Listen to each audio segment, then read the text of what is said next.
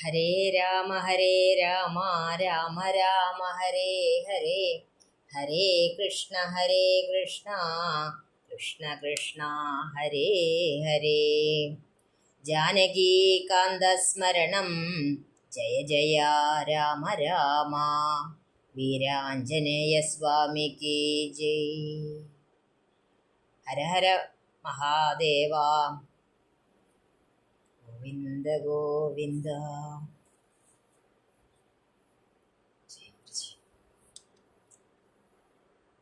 ഇന്നലെ നമ്മൾ പറഞ്ഞു നിർത്തിയത് ശ്രീരാമ പട്ടാഭിഷേകം മുടങ്ങിയതും അതിൽ അച്ഛനമ്മമാരെ സാന്ത്വനിപ്പിക്കണതും ലക്ഷ്മണന് ഉപദേശം കൊടുക്കുന്നതും അങ്ങനെയൊക്കെയുള്ള ഭാഗങ്ങളാണ് നമ്മൾ പറഞ്ഞു നിർത്തിയത്. രാമൻ അതിനുശേഷം അച്ഛൻ്റെ അടുത്തേക്കായിട്ട് യാത്ര പറയാനായിട്ട് പോവുകയാണ്, ലക്ഷ്മണനോടും സീതയോടും കൂടിയിട്ട്. ഇതെല്ലാം കണ്ടു നിന്നിരുന്ന അയോധ്യാവാസികൾക്ക് സങ്കടം സഹിക്കാൻ പറ്റണില്ല. അവരോരോന്ന് പറഞ്ഞ് കരയാൻ തുടങ്ങി. രാമനില്ലാതെ ഞങ്ങൾക്കിവിടെ ജീവിക്കാൻ പറ്റില്ല, ഞങ്ങളും വരികയാണ് രാമൻ്റെ കൂടെ വനത്തിലേക്ക്. അങ്ങനെ പറഞ്ഞിരിക്കുന്ന അവരോട് അവിടെ ഉണ്ടായിരുന്ന വാമദേവൻ എന്ന ഗുരുനാഥൻ രാമൻ ആരാണ് എന്നുള്ള സത്യം പറഞ്ഞു കൊടുക്കുകയാണ് ചെയ്യുന്നത്. അദ്ദേഹം പറയുന്നു, രാമൻ സാധാരണ ഒരാളല്ല, നിങ്ങൾ വിചാരിക്കുന്നത് പോലെ. സാക്ഷാൽ മഹാവിഷ്ണു തന്നെ മർത്യാവതാരം പൂണ്ട് വന്നിരിക്കുന്നവനാണ്. ലക്ഷ്മണൻ അനന്തനാണ്, സീത സാക്ഷാൽ മഹാലക്ഷ്മിയാണ്. ഈ പരമാത്മാവ് മായയെ ആശ്രയിച്ചുകൊണ്ട് പല രൂപങ്ങളും എടുക്കുന്നുണ്ട്. ബ്രഹ്മാവായിട്ടും വിഷ്ണുവായിട്ടും ശിവനായിട്ടും വന്നിരിക്കുന്നത് ഈ പരമാത്മാവ് തന്നെയാണ്. മാത്രമല്ല, ഈ രാമാവതാരത്തിന് മുമ്പ് എത്രയെത്ര അവതാരങ്ങളുണ്ടായി. മത്സ്യം, കൂർമ്മം, വരാഹം തുടങ്ങിയുള്ള അവതാരങ്ങളിലും ഏതേത് സമയങ്ങളിൽ ഭൂമിയിൽ അധർമ്മം വിളയാടുന്നുണ്ടോ ധർമ്മത്തെ രക്ഷിക്കാനായിട്ട് ഭഗവാൻ അവതാരരൂപിയായിട്ട് വന്നിട്ടുണ്ട്. ഇവിടെയും എന്തിനാണ് വന്നത്? രാവണവധത്തിനായിട്ട്, ദേവന്മാർക്ക് ഹിതം ചെയ്യുന്നതിനായിട്ടാണ് വന്നിട്ടുള്ളത്. രാമൻ വനത്തിലേക്ക് പോകുന്നത് കാട്ടാളന്മാരെയും രാക്ഷസന്മാരെ വധിക്കുന്നതിനും, കാട്ടാളന്മാരെയല്ല രാക്ഷസന്മാരെ വധിക്കുന്നതിനും രാവണ നിഗ്രഹത്തിനായിട്ടും പിന്നെ അച്ഛൻ്റെ വാക്ക് പാലിക്കുന്നതിനുമായിട്ടാണ്. ഇതിൽ കൈകേയിയോ മന്ധരയോ രാജാവോ ഒന്നും കാരണമല്ല. അത് ഭഗവാന്റെ തീരുമാനമാണ്. നിങ്ങളാരും ഇതോർത്ത് വിഷമിക്കരുത്. രാമൻ അച്ഛൻ്റെ വാക്കുപാലിച്ച് രാവണ നിഗ്രഹവും കഴിഞ്ഞ് മടങ്ങി വരും. നിങ്ങളിവിടെ രാമനാമം ജപിച്ചിരിക്കൂ. നാമം ജപിക്കുകയാണ് വേണ്ടത്. രാമനാമത്തിന് ഒരുപാട് ഗുണങ്ങളുണ്ട്. രാമനാമം ജപിച്ചു കഴിഞ്ഞാൽ മരണഭയം പോലും ഇല്ലാണ്ടാവും. മാത്രല്ല, എല്ലാത്തിൽ നിന്നും, എല്ലാ ദുഃഖങ്ങളിൽ നിന്നുമുള്ള മോചനവും നമുക്ക് സാധിക്കും. അതുകൊണ്ട് നാമം ജപിച്ച് ഇവിടെ ഇരിക്കൂ. ഇതും പറഞ്ഞ് വാമദേവൻ തിരിച്ചെഴുന്നള്ളി. രാമൻ ലക്ഷ്മണനോടും സീതയോടും കൂടി അച്ഛൻ്റെ അടുത്തേക്ക് ചെന്നു. അവിടെ ചെന്നിട്ട് അമ്മയോട് പറഞ്ഞു, അമ്മ വിഷമിക്കണ്ട, ഞാനും ലക്ഷ്മണനും സീതയും കൂടിയിട്ട് ദേ വനത്തിലേക്ക് പോവാൻ ഒരുങ്ങിയിട്ടോ. ഇനി അച്ഛന് ഞങ്ങളെ യാത്രയയക്കുക മാത്രമേ വേണ്ടൂ. ഇത്തരം വാക്കുകൾ കേട്ടോട് കൂടിയിട്ട് കൈകേയിക്ക് സന്തോഷമായി. വേഗം അവിടുന്ന് എണീറ്റ് ശ്രീരാമനും ലക്ഷ്മണനും സീതയ്ക്കും ഓരോ മരവുരി കൊണ്ടുവന്നു കൊടുത്തു. രാമൻ വേഗം അത് ധരിച്ചു, ലക്ഷ്മണനും ധരിച്ചു. എന്നാൽ പാവം സീതയ്ക്കിത് എങ്ങനെയാ ഉടുക്കണ്ടേന്നൊന്നും അറിയില്ല. വേഗം ഒന്ന് നോക്കി രാമനെ, ഞാൻ എന്താ ഇതുകൊണ്ട് ചെയ്യണ്ടേ എന്നുള്ള പോലെ. രാമനത് മനസ്സിലായി. രാമൻ വേഗം ആ വസ്ത്രത്തിൻ്റെ മുകളിലൂടെ അതൊന്ന് ഉടുത്ത് കാണിച്ചു കൊടുത്തു. ഇതെല്ലാം കണ്ടും കൊണ്ട് അന്തഃപുരത്തിലുള്ളവരെല്ലാം നിൽക്കുന്നുണ്ട്. അവരെല്ലാം ഉറക്ക കരയുകയാണ്. എല്ലാ സങ്കടവും ഉള്ളിൽ ഒതുക്കിക്കൊണ്ട് വസിഷ്ഠ മഹർഷി നിന്നേർന്നു അവിടെ. അദ്ദേഹത്തിന് സഹിക്കാൻ പറ്റാണ്ടായി. അദ്ദേഹം പറഞ്ഞു, രാമന് വനവാസം കൽപ്പിച്ചു, ശരി ആയിക്കോട്ടെ, രാമന് മരവുരി കൊടുക്കാം. എന്നാൽ ഈ സീതയ്ക്ക് എന്തിനാണ് മരവുരി കൊടുത്തത്? എന്താ അതിൻ്റെ ആവശ്യം? ആ കുട്ടി തൻ്റെ പാതിവ്രത്യധർമ്മം നിർവഹിക്കാൻ വേണ്ടിയിട്ട് തൻ്റെ ഭർത്താവിനോടുകൂടി പോണൂന്നേ ഉള്ളൂ. അത് സർവാഭരണ വിഭൂഷിതയായിട്ട് പൊക്കോട്ടെ. എന്തിനാണ് ഇങ്ങനൊരു വേഷം അതിന് കൊടുക്കേണ്ടത്? നല്ല ആവശ്യമുണ്ടോ? ഇതെല്ലാം പറഞ്ഞ് വസിഷ്ഠ മഹർഷി പറയണ കേട്ടിട്ട് ദശരഥൻ വേഗം മഹാരാജാവ് മന്ത്രിയോട് പറഞ്ഞു, സുമന്ത്രരോട്, രാമൻ്റെ യാത്രയ്ക്കുള്ളത് എന്താ വെച്ചാൽ ഒക്കെ ഒരുക്കിക്കോളൂ കേട്ടോ.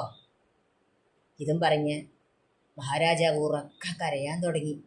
രാമ, ലക്ഷ്മണ, സീതേ എന്നെല്ലാം വിളിച്ച് ഉറക്ക കരയാണ്. അദ്ദേഹത്തിന് വേറെ ഒന്നും ചെയ്യാൻ പറ്റില്ല. വളരെ നിസ്സഹായനായി പോയി അദ്ദേഹം. അവിടെ വീണ് കരയാൻ തുടങ്ങി. സുമന്ത്രര് വേഗം തേര് കൊണ്ടുവന്നു. അതിലേക്ക് ശ്രീരാമചന്ദ്രൻ സീതയോട് പറഞ്ഞു, കയറിക്കോളും. സീത കയറി, രാമനും കയറി. എല്ലാ ആയുധങ്ങളോടും കൂടി ലക്ഷ്മണനും തേരിൽ കയറി. രാമൻ പറഞ്ഞു, വേഗം പോവാം. ആ രഥത്തിൻ്റെ പിന്നാലെ അയോധ്യാവാസികളെല്ലാം കരഞ്ഞുകൊണ്ട് രാമാ രാമാന്ന് വിളിച്ചുകൊണ്ട് ഒപ്പം അനുഗമിച്ചു. തേര് ചെന്ന് നിന്നത് തമസാ നദിക്കരയിലാണ്. അതിനു മുമ്പ് രാമൻ്റെ തേര് അതങ്ങനെ കണ്ണെന്ന് മറിയോളം മഹാരാജാവ് നോക്കിയിരുന്നു അവിടെ. അതെല്ലാം കഴിഞ്ഞപ്പോൾ ഭൃത്യന്മാരോട് പറഞ്ഞു, എന്നെ കൗസല്യയുടെ അന്തഃപുരത്തിൽ കൊണ്ട് കിടത്തിക്കോളും. ഇനി എനിക്ക് മരണം മാത്രമേ ഉള്ളൂ, മറ്റൊന്നുമില്ല. അങ്ങനെ കൗസല്യയുടെ കൂടെ മഹാരാജാവ് കിടന്നു. ആ അന്തഃപുരത്തിൽ കൗസല്യയുടെ ശുശ്രൂഷകളെ ഏറ്റുകൊണ്ട് മൃതപ്രായനായിക്കൊണ്ട് അദ്ദേഹം അവിടെ കിടക്കുകയാണ്. അദ്ദേഹത്തിന് ഉറപ്പായി തനിക്കിനി ഒരു ജീവിതം ഇല്ല. സന്ധ്യാനേരത്തിനോട് കൂടിയിട്ട് തമസാ നദിയുടെ കരയിലെത്തിയിട്ടുള്ള ശ്രീരാമചന്ദ്രനും കൂടെയുള്ളവരും അവിടെ വിശ്രമിച്ചു. വെള്ളം മാത്രം കുടിച്ചുകൊണ്ടാണ് അന്ന് സീതയോടൊപ്പം അവിടെ കഴിഞ്ഞത്. ലക്ഷ്മണൻ അമ്പും വില്ലും ധരിച്ച് സമീപത്ത് തന്നെ നിൽക്കുന്നുണ്ട്. ജ്യേഷ്ഠനെയും ജ്യേഷ്ഠത്തിയെയും കാത്തു രക്ഷിക്കുന്നതിനായിട്ട്. അന്ന് തുടങ്ങിയതാണ് ലക്ഷ്മണൻ്റെ ഒരു വ്രതചര്യയായിട്ടുള്ള ആ ഒരു നിൽപ്പ്.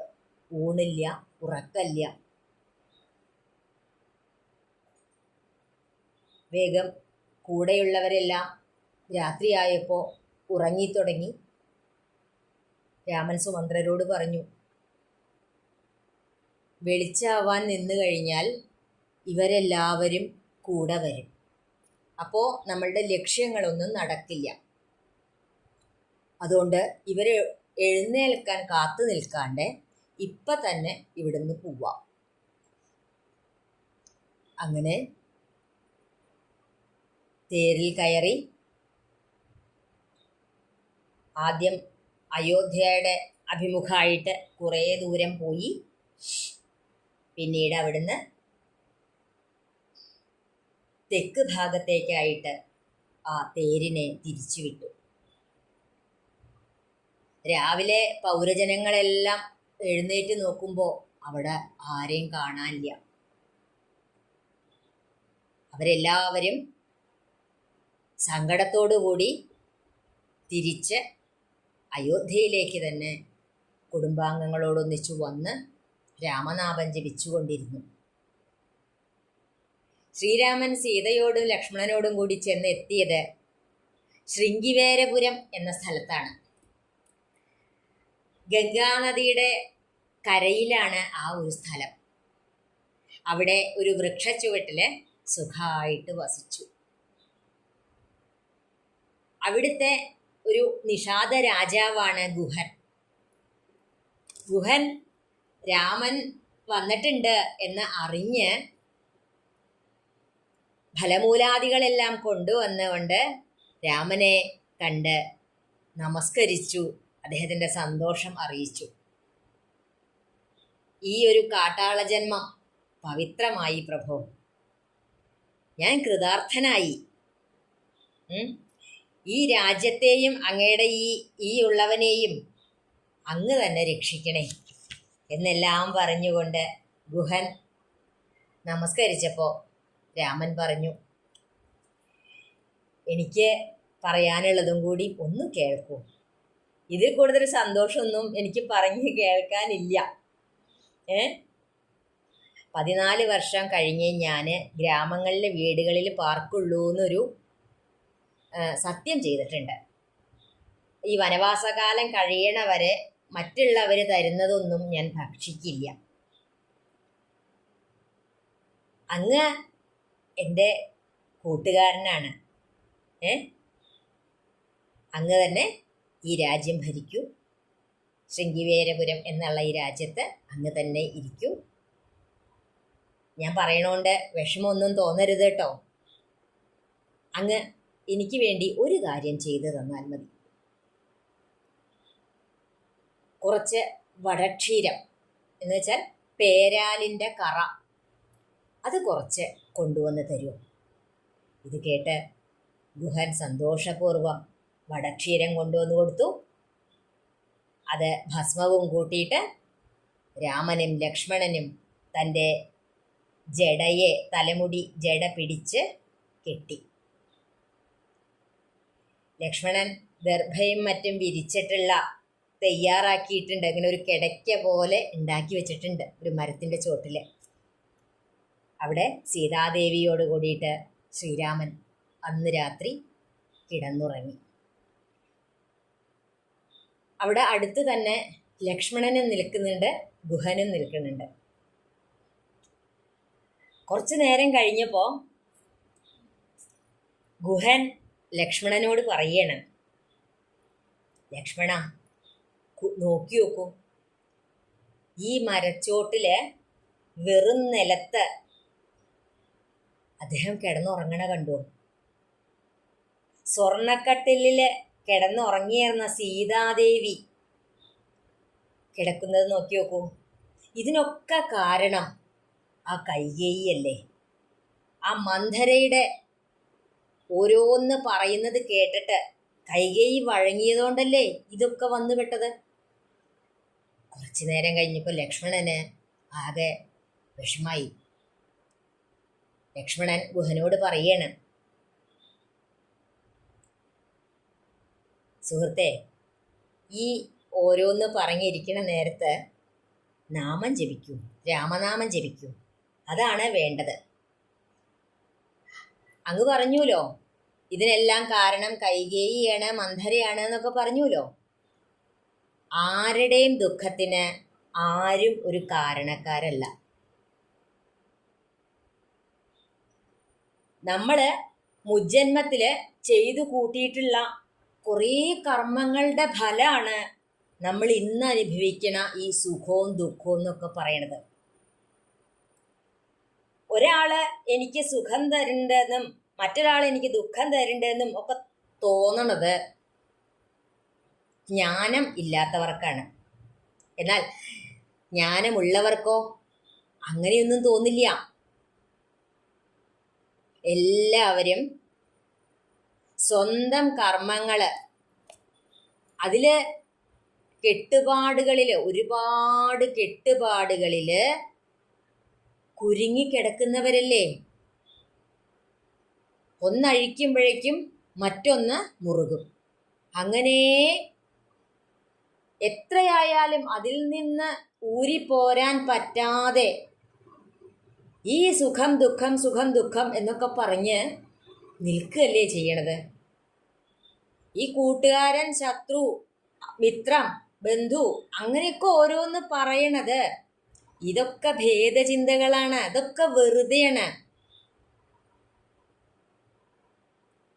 സുഖവും ദുഃഖമൊക്കെ നമ്മളുടെ കർമ്മത്തിനനുസരിച്ചാണെന്ന് വിചാരിച്ച് ഓരോ കാലത്തും വരണത് അനുഭവിച്ച് സ്വസ്ഥമായിട്ടിരിക്കുക. എന്തിനേയും സുഖമാണെങ്കിലും ദുഃഖമാണെങ്കിലും നമ്മൾ സന്തോഷപൂർവം സ്വീകരിക്കുക, അതിനെ അംഗീകരിക്കുക. അതാണ് വേണ്ടത്. സുഖത്തിനോട് ഒരു അത്യാർത്തിയും വേണ്ട, എന്നാലോ അതിനെ ഉപേക്ഷിക്കും വേണ്ട. നമ്മൾ ഒന്നിൻ്റെയും പിന്നാലെ പോണ്ട, നമ്മൾ പോണ്ട. എന്നാൽ ചിലത് നമ്മളിലേക്ക് വന്നു ചേരും. അതിനെ ഭഗവാന്റെ പ്രസാദമായി കണ്ടുകൊണ്ട് സന്തോഷത്തോടു കൂടി സ്വീകരിക്കുക. അതാണ് വേണ്ടത്. ഇതൊക്കെ ഈ സുഖം ദുഃഖം എന്നൊക്കെ പറയുന്നത് എല്ലാവർക്കും ഉള്ളതാണ്. ഇതിൽ നിന്നൊന്നും ഒഴിവാവാൻ ദേവന്മാർക്കോ അസുരന്മാർക്കോ ഒരാൾക്കും പറ്റില്ല. ഇതൊക്കെ രാവും പകലും പോലെ വന്നും പോയും ഒക്കെ ഇരിക്കും. ചിലപ്പോൾ ദുഃഖത്തിൻ്റെ ഇടയിൽ കുറച്ച് സന്തോഷം കിട്ടിയെന്ന് വരും, സന്തോഷത്തിൻ്റെ ഇടയിൽ കുറച്ച് ദുഃഖം കിട്ടിയെന്ന് വരും. അതൊക്കെ ഉണ്ടാവും. അതൊക്കെ ഒന്നിച്ചുള്ളത് തന്നെയാണ്. ഇതെല്ലാം നമ്മൾ ധൈര്യത്തോട് കൂടിയിട്ട് മനസ്സിലാക്കുക. ഇതെല്ലാം പ്രാരബ്ധമാണെന്ന് മനസ്സിലാക്കിക്കൊണ്ട് എല്ലാറ്റിനെയും സ്വീകരിച്ചുകൊണ്ട് അംഗീകരിച്ചുകൊണ്ട് സന്തോഷമായിട്ട് ഇതെല്ലാം മായയാണ്, ഇതൊന്നും ഞാനല്ല, എല്ലാ കർമ്മങ്ങളെയും ഭഗവാനിൽ അർപ്പിച്ചുകൊണ്ട് കഴിയുക. അതാണ് വേണ്ടത്. ഇങ്ങനെയൊക്കെ ലക്ഷ്മണൻ ഗുഹന് പറഞ്ഞു കൊടുത്തു. അങ്ങനെ പറഞ്ഞിരിക്കുമ്പോഴേക്കും നേരം വെളിച്ചായി. ശ്രീരാമചന്ദ്രൻ നിത്യകർമ്മങ്ങളെല്ലാം കഴിഞ്ഞ് ഗുഹനോട് പറഞ്ഞു, തോണി വരുത്തിക്കോളൂ, എനിക്ക് ഗംഗാ നദിയെ കടക്കേണ്ടതുണ്ട്, ഞങ്ങൾക്ക് അങ്ങനെ വനത്തിലേക്ക് പ്രവേശിക്കണം എന്ന് പറഞ്ഞപ്പോൾ ഗുഹൻ നല്ലൊരു തോണി കൊണ്ടുവന്നു. വേഗം ശ്രീരാമനും സീതയും ലക്ഷ്മണനും എല്ലാവരും തോണിയിൽ കയറി. ഗുഹൻ തന്നെ ആ തോണി തുഴഞ്ഞ് അക്കരയ്ക്ക് പോവുകയാണ്. സീതാദേവി വേഗം ഗംഗാദേവിയെ പ്രാർത്ഥിച്ചു, അമ്മേ, അവിടത്തേക്ക് നമസ്കാരം, ഞങ്ങൾ വനവാസത്തിനായിട്ട് പോവുകയാണ്. അങ്ങയുടെ എല്ലാ അനുഗ്രഹവും ഞങ്ങൾക്കുണ്ടാവണേ. തിരിച്ചു വരുമ്പോൾ ഞങ്ങളെ അങ്ങേക്ക് വേണ്ട എല്ലാ പൂജാദികളും ചെയ്തോളാം, എല്ലാ ആപത്തുകളിൽ നിന്നും ഞങ്ങളെ കാത്തുരക്ഷിക്കണേ എന്ന് പറഞ്ഞ് ഇരിക്കുമ്പോഴേക്കും തോണി അക്കരയിലെത്തി. ഗുഹൻ പറഞ്ഞു രാമനോട്, ഞാനും കൂടെ വരട്ടെ എന്ന് ചോദിച്ചു. പക്ഷെ പറഞ്ഞു, വേണ്ട, അങ്ങ് തിരിച്ചു ചെല്ലൂ, വനവാസം കഴിഞ്ഞ് ഞങ്ങൾ തിരിച്ചു വരുമ്പോൾ ഒരു ദിവസം അങ്ങയോടുകൂടി താമസിക്കാം. രാമൻ പറഞ്ഞാൽ അത് സത്യവും. രാമൻ വെറും വാക്ക് പറയാറില്ല. അങ്ങ് ധൈര്യമായിട്ടിരിക്കും, എന്നെ വിശ്വസിക്കൂ എന്നൊക്കെ പറഞ്ഞ് ഗുഹനെ തിരിച്ചയച്ചു. അവിടെ നിന്ന് നടന്നു പോയത് ഭരദ്വാജ ആശ്രമത്തിൻ്റെ അടുത്തേക്കാണ്. ആശ്രമത്തിലെത്തി അവിടെ കണ്ട ഒരു മുനികുമാരനോട് പറഞ്ഞു, ദശരഥപുത്രനായിട്ടുള്ള രാമൻ അനുജനോടും പത്നിയോടും കൂടി ഇവിടെ വന്നിട്ടുണ്ടെന്ന്. ഗുരുനാഥനോടൊന്ന് പറയുമോ?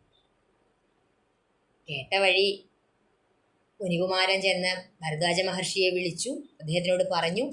അദ്ദേഹം ഓടി വന്ന് വേണ്ട എല്ലാ കാര്യങ്ങളെയും ചെയ്തു. പൂജാതി കർമ്മങ്ങളെല്ലാം ചെയ്തു. സന്തോഷത്തോടു കൂടി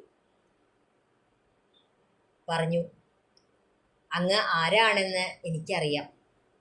അങ്ങയുടെ കാരുണ്യം കൊണ്ട് അങ്ങയുടെ നാമം ജപിക്കാനും തപസ്സനുഷ്ഠിക്കാനും എല്ലാം സാധിച്ചതുകൊണ്ട് എനിക്ക് ഭൂതകാലവും വർത്തമാനകാലവും ഭാവിയും എല്ലാം അറിയാൻ പറ്റും.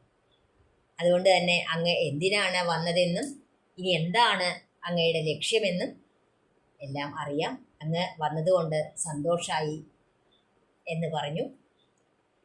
അവിടുന്ന് പിന്നീട് ഭരദ്വാജ മുനിയോടൊപ്പം പോകുന്നത് വാൽമീകിയുടെ ആശ്രമത്തിലേക്കാണ്.